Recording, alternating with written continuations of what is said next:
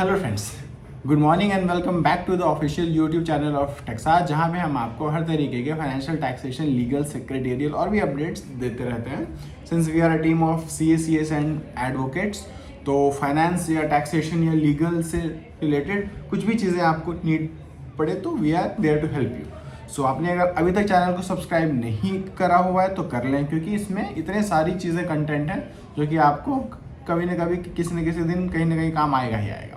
तो आज के इस छोटे से वीडियो में हम जो बात करने वाले हैं वो है ड्यू डेट्स, कि इनकम टैक्स की ड्यू डेट्स क्या है। अभी सिंस इनकम टैक्स फाइलिंग का टाइम आ चुका है तो ड्यू डेट्स कौन से हैं, क्योंकि मैक्सिमम लोग यही पूछते हैं कि सर लास्ट डेट कब है, कब तक फाइल करनी है, कब तक लेट फीस है नहीं, या फिर अगर लेट फीस है तो कितनी है, और अगर मेरी ऑडिट है तो कब मेरी ड्यू डेट है, ऑडिट नहीं है तो कब ड्यू डेट है, इंडिविजुअल है तो क्या ड्यू डेट है, जॉब में हूँ तो क्या ड्यू डेट है। तो बहुत सारी चीज़ों के लिए वो रहता है आपका ड्यू डेट।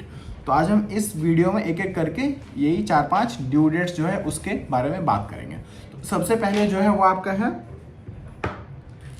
मैं यहाँ पे आपको दिखा देता हूँ टाइप्स, और यहाँ आपका है आपका ड्यू डेट। ठीक है, तो सबसे पहले हम बात करेंगे कि इंडिविजुअल की ड्यू डेट कब है। इंडिविजुअल मतलब जिसकी की टैक्स ऑडिट नहीं है, या फिर पार्टनरशिप फर्म, आप ये भी इसमें ले सकते हो, या LLP। ठीक है, इसमें ये तीनों चीज़ें आपकी आ जाती हैं जिसमें कि टैक्स ऑडिट एप्लीकेबल नहीं है। इंडिविजुअल, पार्टनरशिप फर्म और LLP, इनकी ड्यू डेट जो है वो होती है आपकी 31 जुलाई। 31 जुलाई तक आपको इनकी ITR फाइल कर लेनी है to avoid any kind of late fees और पेनल्टीज। इसके बाद आपकी आती है कि कंपनीज की ड्यू डेट कब है।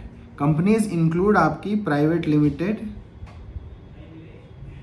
OPC, section 8, public limited. ठीक है, ये सब इसी के अंडर है। इसकी जो आपकी नॉर्मल फाइलिंग की डेट है वो है आपकी 30 सितंबर। 30 सितंबर तक आपको कंपनीज की फाइल कर लेनी है जिनकी ऑडिट नहीं है, और जिनकी ऑडिट है भी उनकी भी इनकम टैक्स फाइलिंग की जो ड्यू डेट है वो आपकी 30 सितंबर है। ठीक है, 31 जुलाई विदाउट टैक्स ऑडिट, 30 सितंबर विद टैक्स ऑडिट, ये ITR फाइल करने की डेडलाइन है। 30 सितंबर तक आपको ITR फाइल करनी है। अब उसके बाद आता है आपका कि टैक्स ऑडिट अगर है तो टैक्स ऑडिट रिपोर्ट जाती है एक 3CB, 3CD या फिर 3CA, 3CD। ठीक है, इसकी जो डेडलाइन है आपकी वो है आपकी 31 अक्टूबर। 31 अक्टूबर तक आपको टैक्स ऑडिट वाले सारे केसेस फाइल कर देने हैं। इसके बाद आती है आपकी ट्रांसफ़र प्राइसिंग वाले अगर केसेस हैं, ट्रांसफ़र प्राइसिंग मतलब आपकी अगर फॉरेन सब्सिडियरी या फॉरेन में आपकी ब्रांचेस है और आप उनसे करते हैं डील, इंडिया से अगर आप उनको माल भेजते हैं या सर्विसेज देते हैं या फिर वहाँ से यहाँ आती है, तो उनके केस में एक अलग से रिपोर्ट जाती है। उसकी डेडलाइन है आपकी 30 नवंबर। तो ये आपको 30 नवंबर तक ये वाली ITR फाइल कर लेनी है। टैक्स ऑडिट रिपोर्ट की डेट है आपकी 31 अक्टूबर और 30 नवंबर। ITR की डेट आपकी 30 सितंबर ही है। ठीक है, अब अगर इसके बाद हम बात करें कि इसके बाद जो है कि अगर हम नहीं फाइल करते हैं तो क्या होता है, तो ये 31 जुलाई तक का जो टाइम था, अगर ये वाली हम नहीं फाइल करते हैं तो हम बिलेटेड जो फाइल कर सकते हैं वो हम फाइल कर सकते हैं आपकी 31 दिसंबर, लेकिन 31 दिसंबर के पहले और 31 जुलाई के बाद पेनल्टी आती है। 31 जुलाई के बाद आप अगर कोई भी ITR फाइल कर रहे हैं तो उसमें फिर आपकी जो है पेनल्टी आ जाती है लेट फाइलिंग के लिए। तो लेट फाइलिंग के लिए जो पेनल्टी है वो है आपकी, अगर आपकी इनकम है 5 लाख से कम तो 1,000 रुपये की लेट फीस जाएगी, और अगर 5 लाख से ज़्यादा इनकम है तो 5,000 की लेट फीस या पेनल्टी जाएगी, जो आपको ITR फाइल करते टाइम डालना पड़ेगा। और 2.5 लाख से कम आप अगर अपनी इनकम करते हैं शो, तो उसके लिए फिर कोई लेट फीस नहीं है।